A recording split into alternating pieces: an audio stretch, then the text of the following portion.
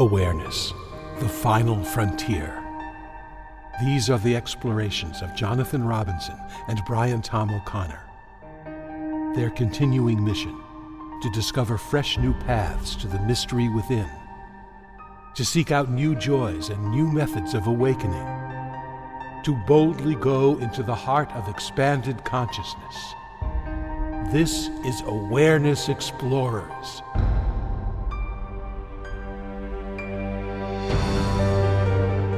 Well, welcome back, Awareness Explorers. We are really happy to have you here, and we have a special guest explorer that I'm fascinated to talk to again.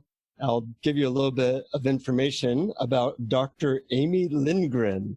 The way I know Amy is we've been to several workshops together, Vortex training and Finder's Course stuff, which are all consciousness related. And to my great fortuitous luck, I ended up sitting next to her flying back from Boston to Sacramento. And Amy is one of those people who really has a remarkable story and remarkable state of consciousness. And I think you're going to be fascinated listening to her answers to our questions.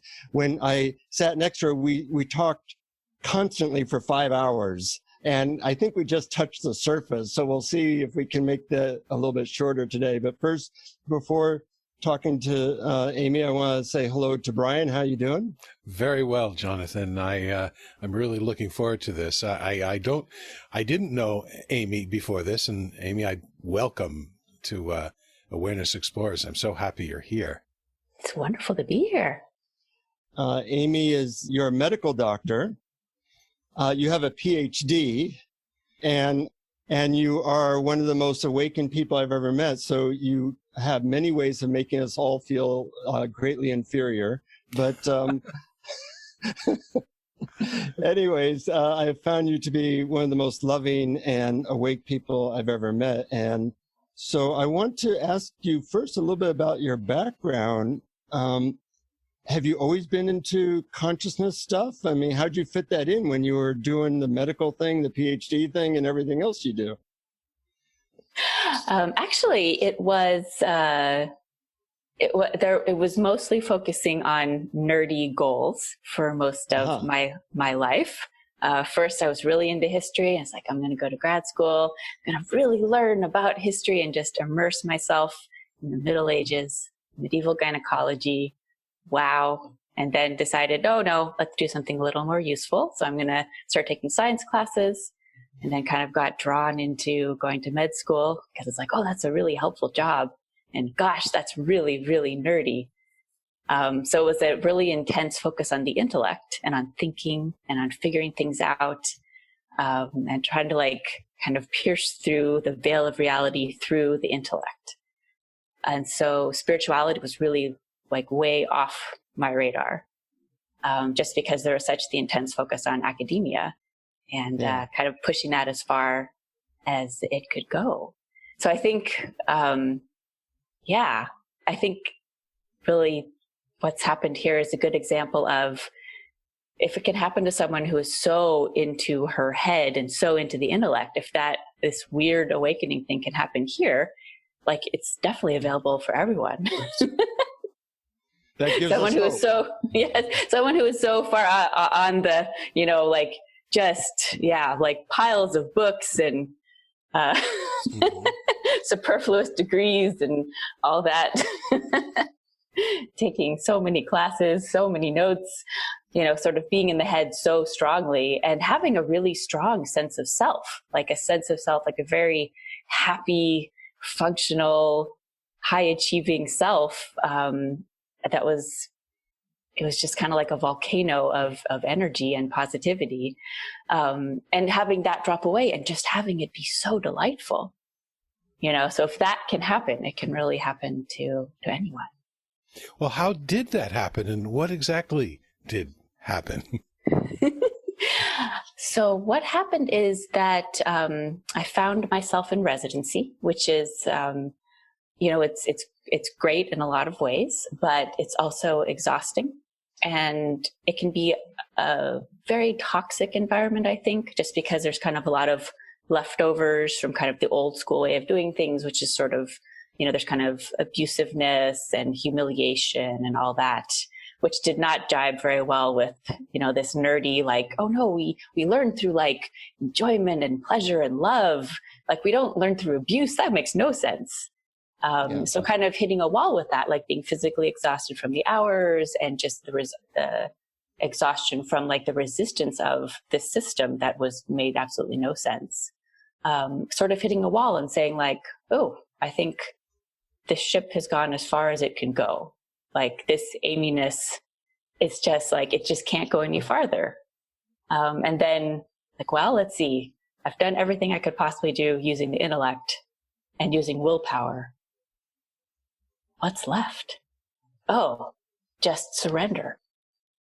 And then that's kind of when the turning to more spiritual topics began. And it was, I think because it had been pushed so far, that's as far as it felt like it could go. It actually was quite easy just to say like, oh, just let it all drop, just let it all go and just surrender and then just look for what was showing up.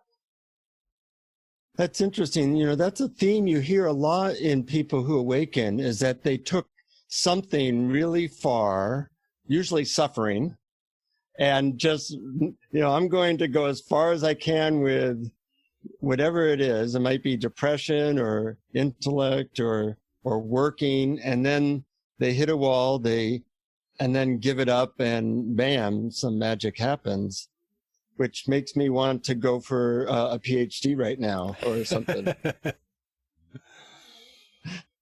But how long ago was it that this change of consciousness happened? Well, it happened in steps. Like there was the kind of surrendering, but there was still like that sense of Amy around. But then, so that was maybe 2012, 2013, that surrendering started. And then sort of just reading, listening to podcasts. Ram Dass was I guess he had a lot of podcasts or a lot of, his talks. And so just kind of listening to that, like the notion of, oh, there is a sense of self that can go away.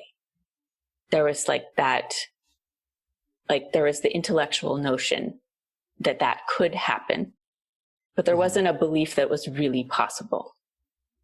But there was, with the surrendering, there was, well, let's try it and see. And then it just happened that I took the Finder's course, I think 2015.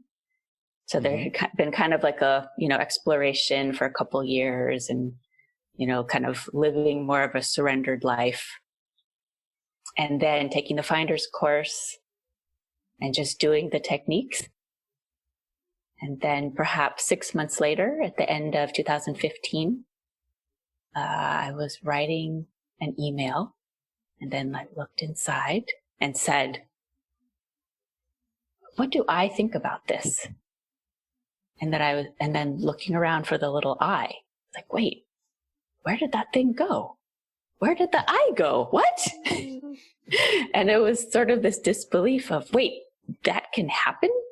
That wasn't just an intellectual concept. That's a physical sensation that the little person is gone. And then, that was it. Never came back. Never came back. Yeah. Wow. I think maybe because there's a theory that because that sense of I was such this, fireball of like optimism, positivity, can-do attitude, it was so energy draining for the rest of this body that once it was gone, it was so relieving that it was like, oh, it was like, it's like, no, thank you for leaving. This, whatever's left can handle it. We're good. Yeah. So I think maybe there was it was just so much relief that there was no need for it to come back. Did it shift into something else? I mean, did a different identification appear, or did the I just disappear and then no identification whatsoever? So what happened? Yeah, it was just that little person was gone. And then it was just this body. And there was suddenly a noticing that what seemed like every molecule in the universe, including the molecules in this body, were these like shimmering, vibrating molecules of unconditional love and acceptance. And it felt like, because there was no sense of a separation between this body and the other molecules in the universe, it felt like there was no ability to identify as like a me, because it was just like, oh, everything's just these beautiful molecules. Everything's just love. That sounds like a pretty good deal. Yeah.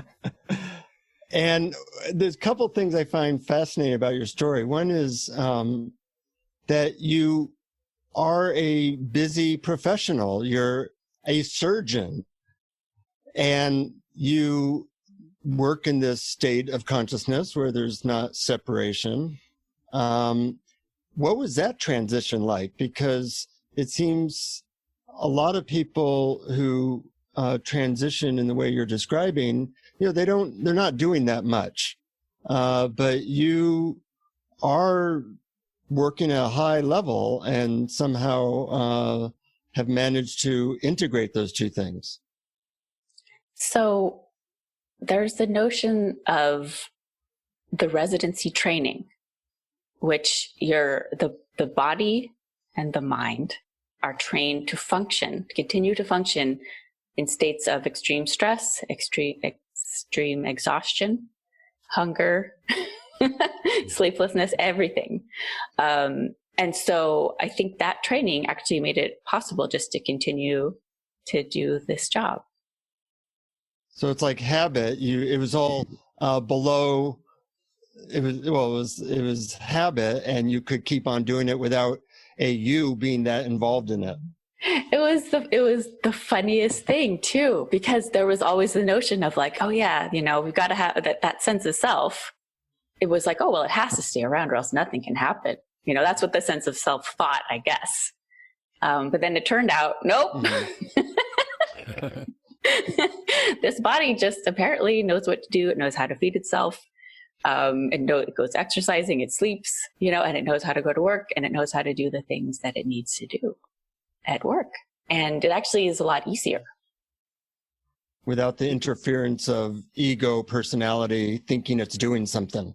Yeah. And again, I feel like it's important to say that, there was a particularly loud sense of self here, so I don't think that's necessarily applicable or needed, for other bodies, mm-hmm. for other human bodies, and it's just like, just here, it just happened to be a lot easier because there wasn't that voice coming in. There wasn't that interference. And so now it's like, it's a lot easier to like focus on what's needed. And I guess I should mention that there has been a lot of what we can call deconditioning, right? Like the old habits that were still there, left in the body or the nervous system. And just for our listeners, when you refer to the body, you're referring to your body, but since you don't identify so much with a you, that's how you phrase it, the body or little Amy. But it doesn't, a lot of people might say that sounds weird to them. I understand it because I've experienced that, and I'm sure you have too, Brian. But really, you don't have a identification with your body so much anymore. Yeah, it really is not at all. It's amazing. It's just this body is running around and people call it Amy, and okay, it's Amy. It's so bizarre. It's still bizarre. This is four years later. Mm-hmm. So bizarre. Yeah. It's a lot of fun. And then do you feel like decisions somehow get made by something else or by or maybe the little Amy has its own mind that's not really you and it makes the decisions, or do things just sort of happen by themselves? How do you experience it? So the interesting thing is that over the past 4 years, there has been kind of a progression, when the deconditioning, when the old patterns, when they dissolved over time. More recently, perhaps in the last year, 2 years, there's been an increased sense of being like a multi-organism.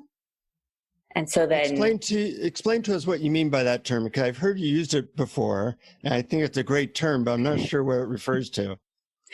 Well, there's a really palpable sense of the way that this body here is connected to other bodies. So it's kind of like, is it like, my hand is connected to this bigger body, and it certainly doesn't feel separate from my other hand.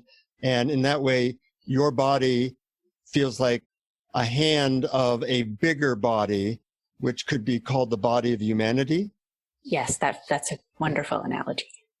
Yes. And it's fascinating. It's just paying attention and not having resistance to the input that's coming in this direction.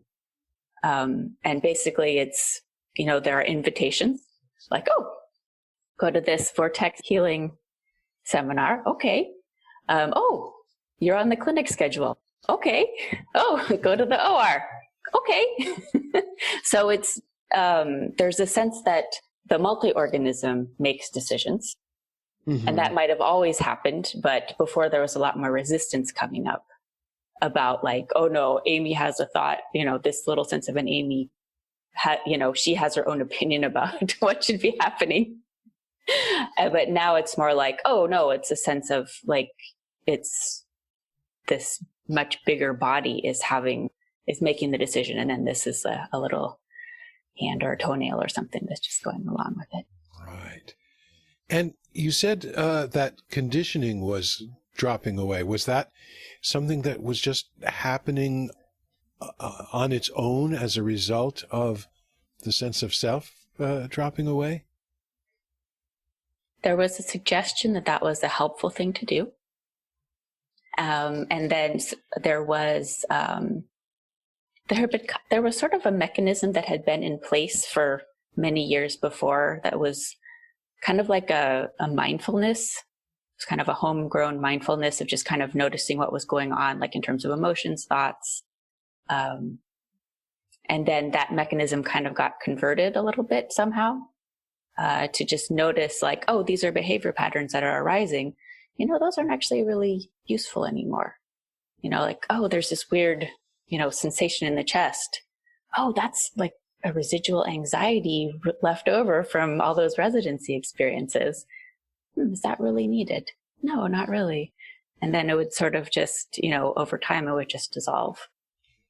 No, that's a fascinating description of how deconditioning happens. And some people who awaken don't actually look at that. And it's confusing in some gurus where they are highly awake, but they have these really harmful behavior patterns, and they don't decondition them. And people are like, how is it that they can still do that and awake? And it's nice to hear that you were able to see those patterns and that they could fall away by themselves. Yeah. But there is a notion of, because there was the Finder's course, I don't know how much your listeners are familiar with that, but then there was the sequel course, the Explorer's course. Mm-hmm. I think that was 2016. And then taking that, that was the suggestion in that course. Right. And then being in our wonderful online community, where a lot of people are doing those practices of deconditioning, it was helpful to have that, the multi-organism was deconditioning as well as this unit here, or whatever you want to call it. So nowadays, do you still find that certain things trigger you or lead to negative emotions, or how is it now? There hasn't been an experience of negative emotions in quite some time. There is now over here, now that I hear that you don't have any, I feel a little jealous, but I'm happy for you. But I think that there's been also this recognition of like, there's still a huge residual positivity and optimism bias, just because there was so much work towards, like throughout maybe 30 years of life, like focusing on happiness, on optimism, positivity, so that there's still a lot of that left in the system. And there had been a lot of work on, kind of like working through negative emotions and releasing them, like before any of this happened. Like that was like even before grad school, before med school, like there was a lot of work with that. Mm-hmm. And so, it could be why that there's not much happening now, because there was a lot of work before. And now that makes sense. Body is just coasting on sitting on an inner tube in like this big river looking up at the sun. Sounds lovely to me. And I assume that it sounds lovely to many of our listeners too, who may be curious about how they might go about experiencing something like that. But it also occurred to me that even the question itself contains a kind of a contradiction. Like, is there something that the small self can do so that the small self can go away? So there is a notion, and again, it feels like here there was a lot of work before, before really becoming very serious about meditating, before the Finder's Course. There was a lot of work on increasing happiness, increasing positivity, letting go of anger, letting go of sadness. So tuning very strongly towards the positive end of the spectrum, and not like pushing things down, not like saying like, oh, I'm just going to pretend I'm not angry. It's like looking at the anger and then letting it go. So it feels like because of that, it's like the world was safe. The environment was safe enough for this little sense of self to go away. Yes. So, that makes sense. Yeah. So just now basically work on safety. Uh-huh. Any advice you would give to people on how to work on safety?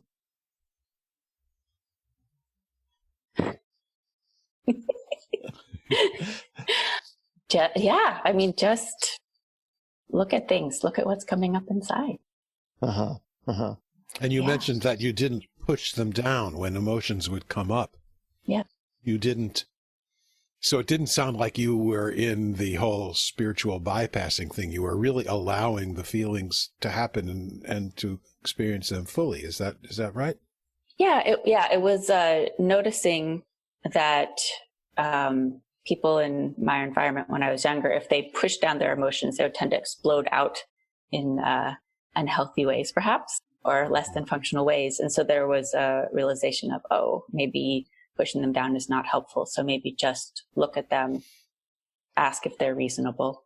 Is this just the body just feels crappy today and, it's just having a reaction because it wants to find something to be mad about, or, or is there the situation, something that is triggering something like a sense of unfairness, sense of injustice, kind of really getting to know my own personality triggers, I guess, because there's a lot of things about fairness, a lot of things about injustice that would be, would trigger a sense of anger or frustration or other sorts of negative things, and just kind of working with that.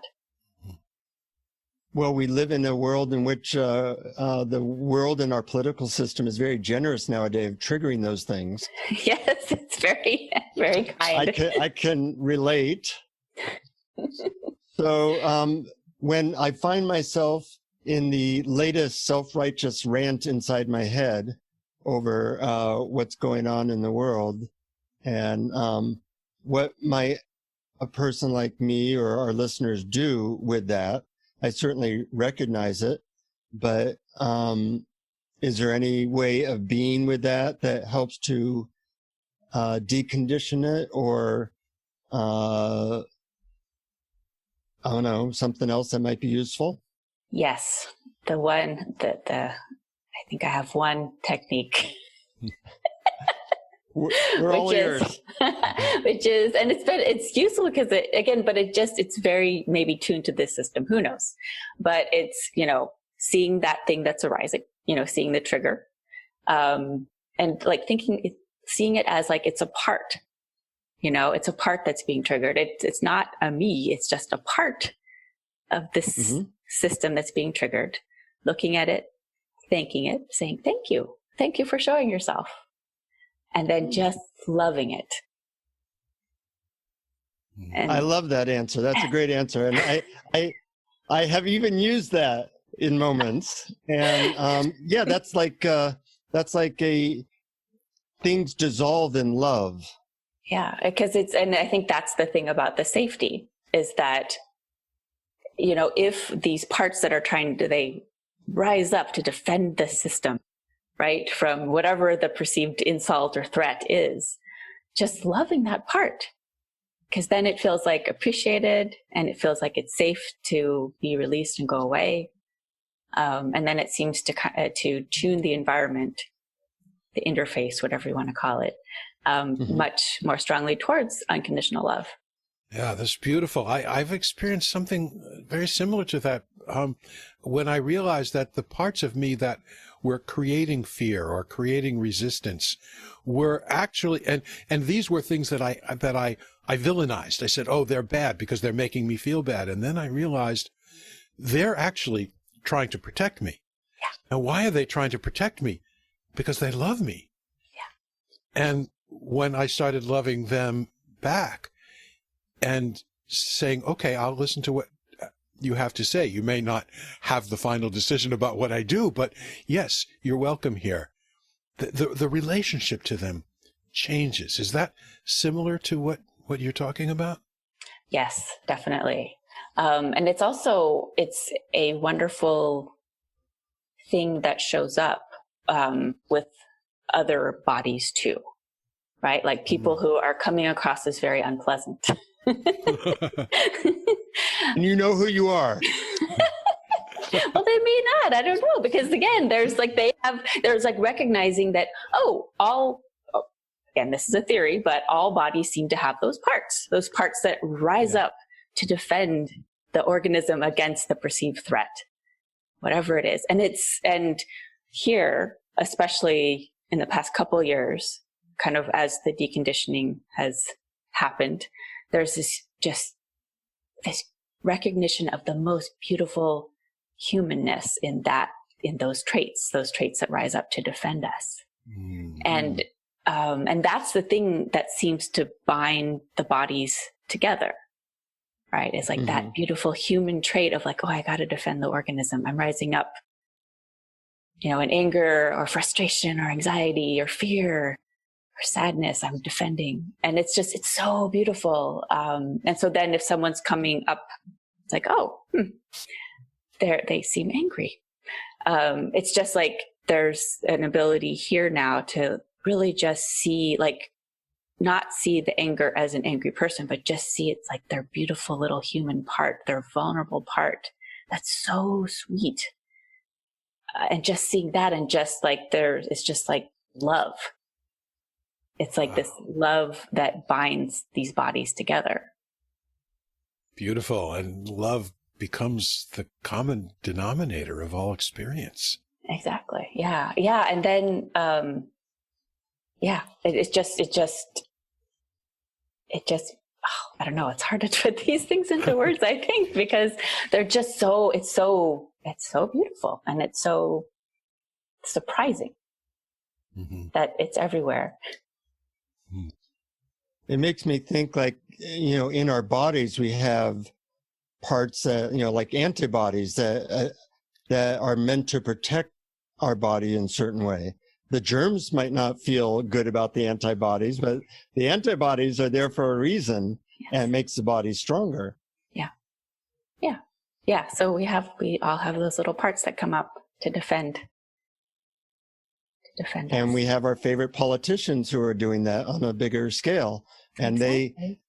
from a personal part, we might not like what they're doing, but in the bigger scheme of things, we can see that that's a part of the multi-organism that is playing a useful part in perhaps humanity evolving. Perhaps. Perhaps. Yeah. But it's interesting because at some point there was a flip in the way that was perceived. Because now it seems impossible not to see that sweet vulnerability that's at the core of every human body. Mm-hmm. Now that's the thing that shows up first, if that makes sense. And Yes. so like walking around, walking into a room, it's like, whew, breathtaking because it's so beautiful. And so then when there's behaviors that emerge, you know, it's impossible not to see it as emanating from that beautiful, vulnerable core. I would wish that experience on everyone, on all of our listeners, to see that beautiful, sweet core first. Yeah, but I think once it shows up, it's hard not to see it. You know, it's really interesting because that was the experience here, was that all of a sudden it was like some like weird shell of residual something just dropped off one day, and it was like, oh, now it's like walking around without clothes on. It's really interesting. But then all of a sudden it was like that sweet, vulnerable core was like so visible everywhere. Whereas before it felt like, oh, that little shell that was there, like that was kind of blocking it. Ah, I see. So, You know, we often can see that sweet, vulnerable core in young children and babies. You know, they might be even throwing a tantrum, but we see that there's vulnerability there, and at some point we lose that. You know, it might be when the baby turns 9 or 10, we start to look at them differently. And also pets are very useful that way, that we see their sweet vulnerability. Now we just have to move that to people over the age of 8.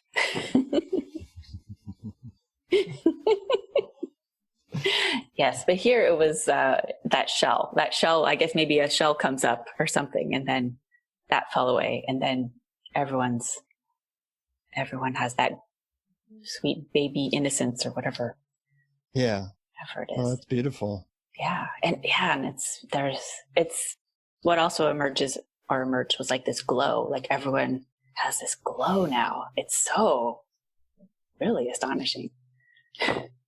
Wow. I think it's a self-reinforcing thing, right? Where it's like, it's astonishing and beautiful. And so then that's where the attention goes all the time. It's like, oh, that beautifulness. Oh. And so then it just keeps getting reinforced. Well, you have that glow. So I think the world is more reflecting that glow in you. And I love how much you smile and laugh. Were you always somebody who is smiling and laughing a lot? I think so. I remember as a young person, I was really into comedy, and I'd watch all these stand-up comedy shows, and, you know, I'd always tell a lot of, not necessarily jokes, but, you know, funny comments. And there was an enjoyment in making people laugh. So I think that's part of the whatever's left. Yeah. I think probably this body might smile more now with that vulnerability, like noticing that. It's like, oh, it just can't help but smile. Uh-huh.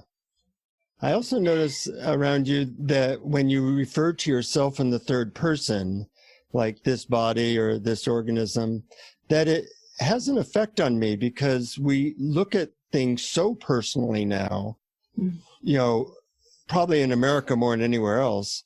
And just being around a person who doesn't identify so completely with their personality is a very freeing feeling. And I sometimes find myself thinking in terms of Jonathan, like Jonathan says, and you do that, you know, like there's this being who I don't know him that well. He keeps manifesting out of me. Meanwhile, I'm laying back here watching his antics. Some of them I like, some I don't. And it's a great way to be in the world because it's much more freeing than feeling like your whole value in life comes from your conditioned personality. Yeah, definitely. It's a huge difference than what was before, because it is, and it feels like there is a lot more space just to watch what's coming out of this mouth. Mm-hmm. And to notice like, oh, maybe that wasn't, as the Buddhists would say, very skillful. So, like somehow there's a little pop-up, make a note. My old teacher used to say, if you can learn to watch yourself, you'll never be lacking for entertainment. Yeah, it's fascinating. Like, this body just gets up and goes for a run, and it just knows what to do. And then it feeds itself breakfast, and it gets on the Zoom call, and it just knows. Yeah. There were so many years spent thinking that the little sense of Amy had to do all that stuff, or else the body would just maybe just lie on its back in a lump, maybe somewhere beyond a pile of laundry or something. Who knows? But yeah. So then, do you have much less of a sense of having to control everything? Because it always seemed to me that the feeling of need to control was the primary cause of suffering in a lot of people's lives. Yeah, the need to control things, definitely. But that a lot of that fell away with the decision, whatever, to surrender. Right. So it's been quite a number of years since that, but I think there were still a lot of micro control issues, perhaps. But luckily those have fallen away. And now it's just really, it's like being on an adventure. Mm. So. And things just kind of come to you and you surrender to them. Or now it's not even a surrender anymore. It's just sort of like being on the, lying on the inner tube in the river. And it's just like, okay, kind of maybe bumping into a rock, and that's kind of fun. And, it gets choppy. Oh, interesting.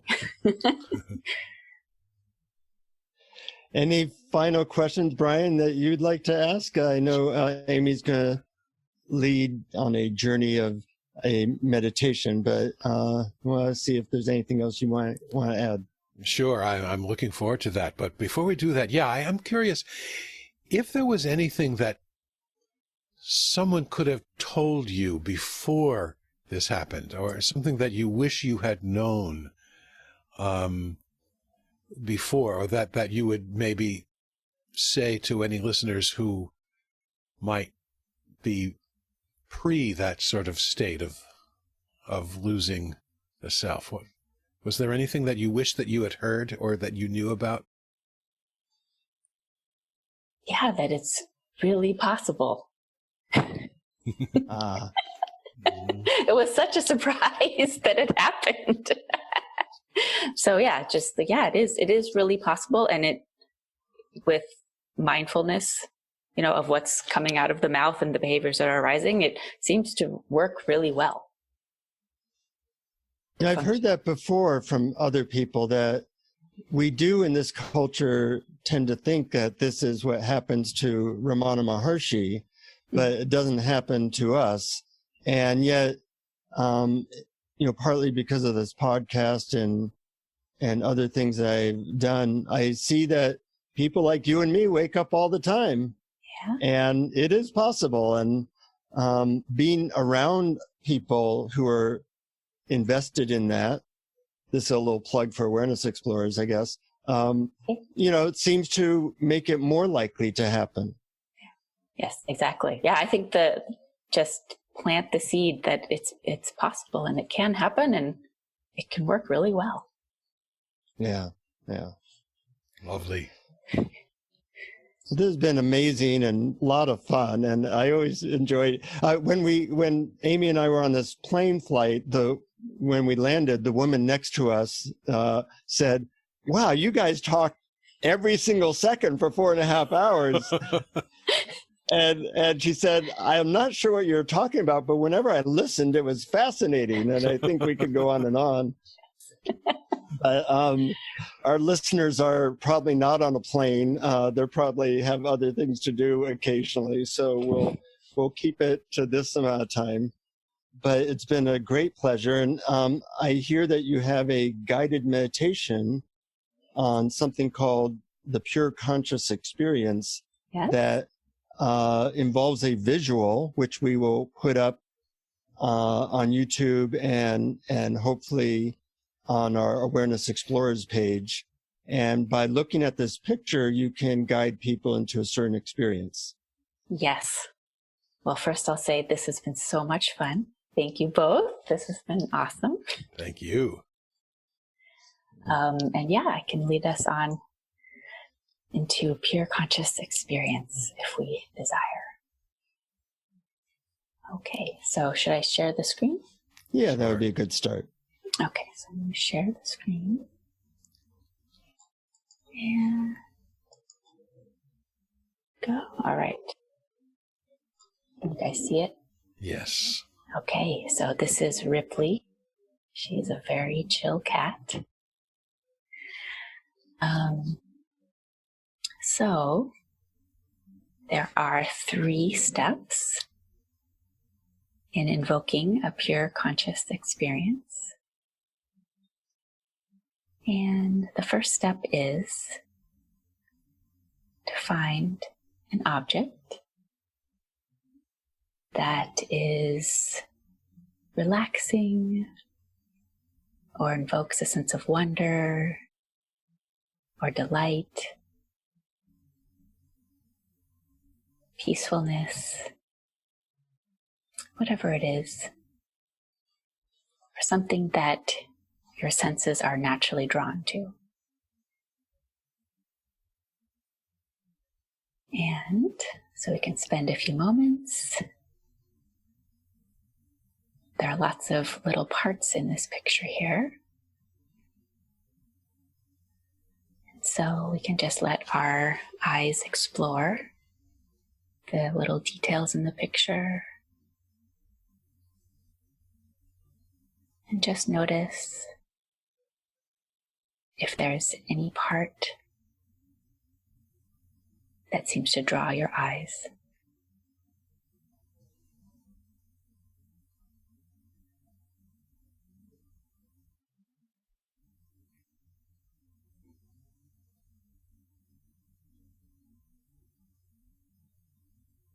If thoughts arise, it's okay to acknowledge them. You can just let them go. Let them pass through.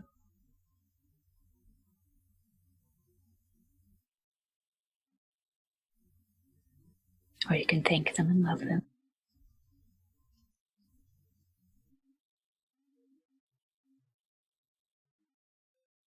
And then the second step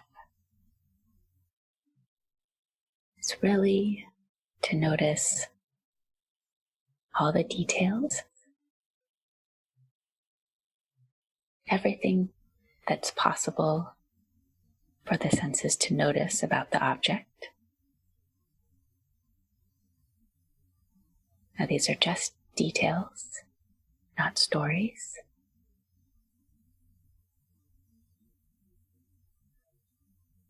Sometimes there's a tendency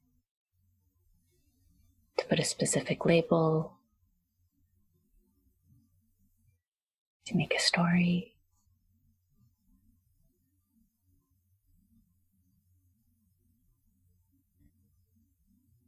But here we just let that go.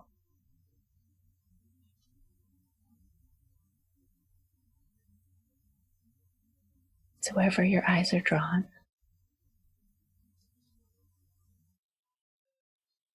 just notice the shapes, the colors,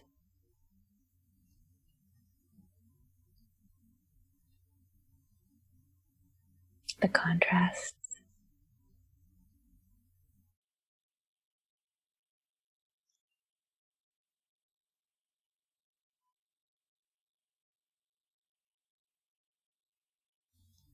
Spend a few moments just noticing, allowing the eyes to do what they're intended to do.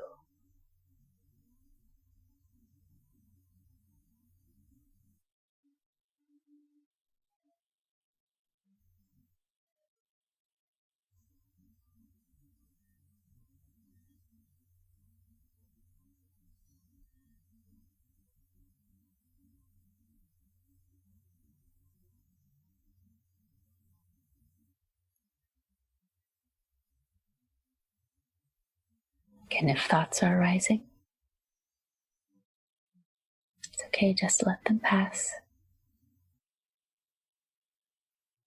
and return attention to the object.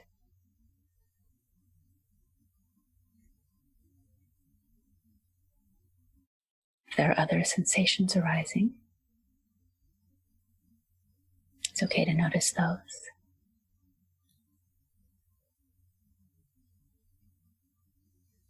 And particularly, if there are positive sensations arising, such as a sense of wonder, of awe, delight, just feeling good, it's okay to sink into that.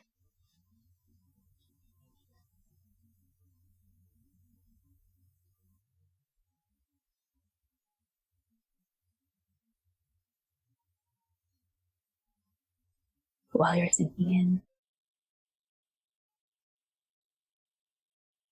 continue to just notice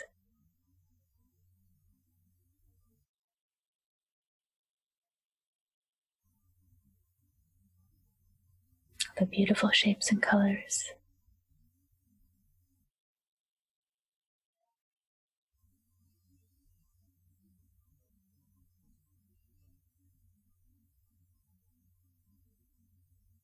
Sometimes with this step,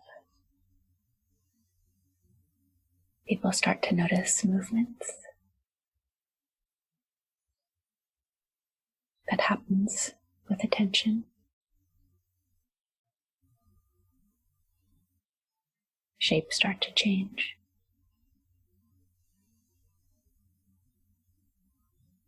Sometimes things start to look 3D. And that can invoke a sense of wonder or awe.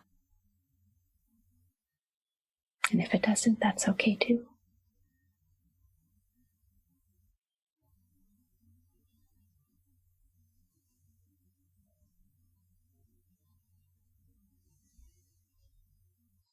And the third step here is to pay attention to how the senses are paying attention.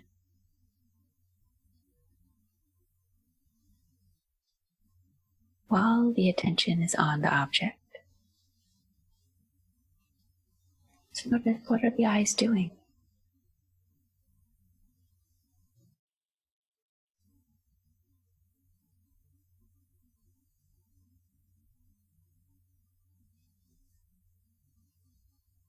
And this isn't about the story of what the eyes are doing.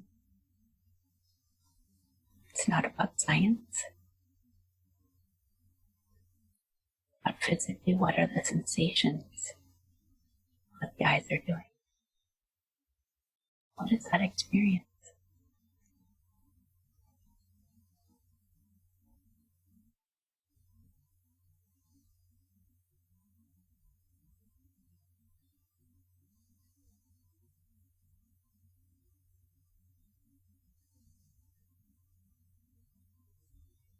I find that having that dual focus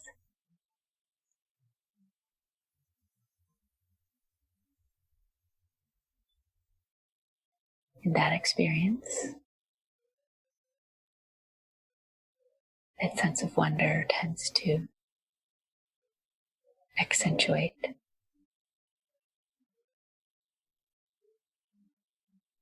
expands out. It fills the space.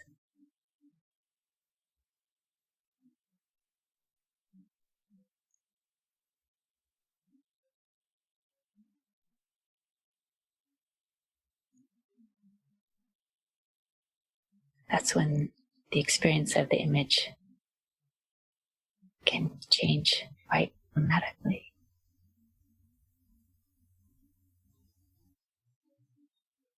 Really start to seem like it's moving.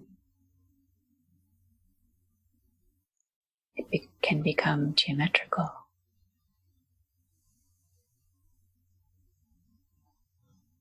It can be like diving into a giant pool of wonder.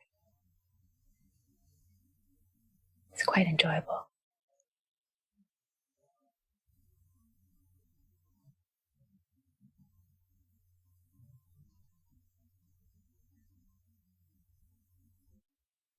So whatever sensations are arising,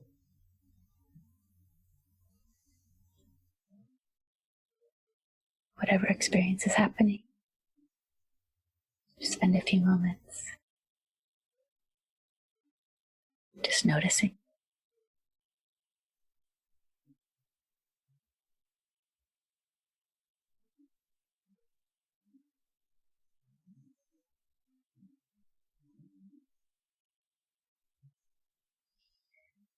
All right.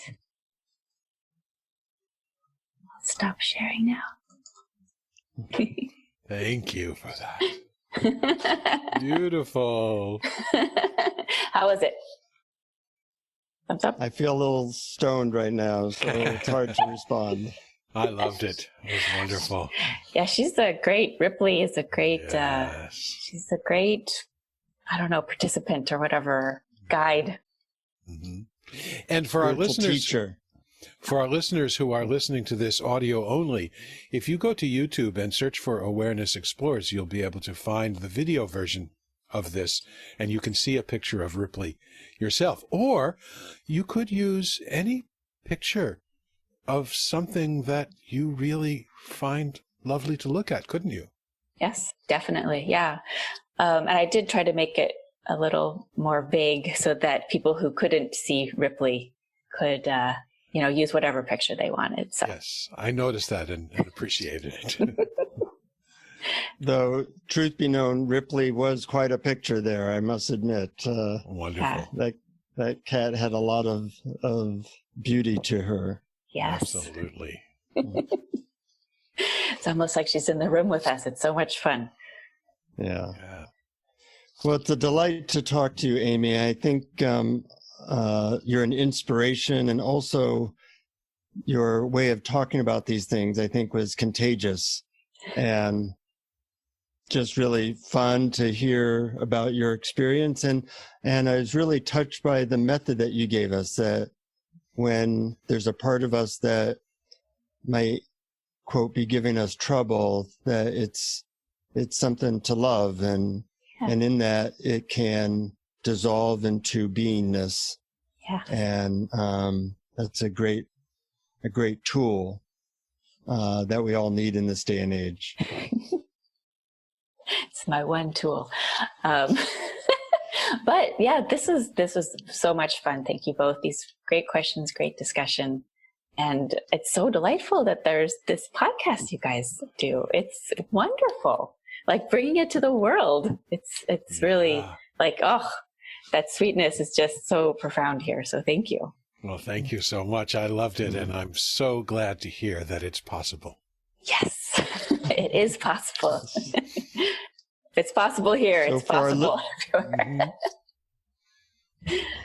So for our listeners out there, remember it's possible and keep exploring. Yes. Yay. Keep exploring. I love it. Keep exploring, everyone. Yes. Thank you for listening to Awareness Explorers. To learn more, you can check out our website at awarenessexplorers.com. Please subscribe to our podcast on iTunes, Google Play, or your favorite podcast app. And we'd love it if you would post a review. And please share our link on Facebook and with family and friends, because knowing yourself as awareness is the greatest gift you can give yourself or someone you love.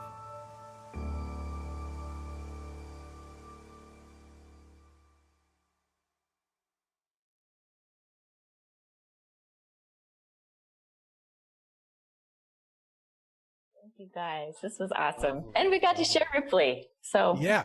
Oh, could you send me a copy of that picture? I shall. Yes. Oh, we could just do a picture of the screen share too. We could take a screenshot, but you never know if you send it to me. I'm happy to send. Quality. Do you have any pictures of yourself that you'd like us to use, or should we take a screenshot from our? Probably just take a screenshot. Okay. I think Amy went away before there were a lot of selfies. So.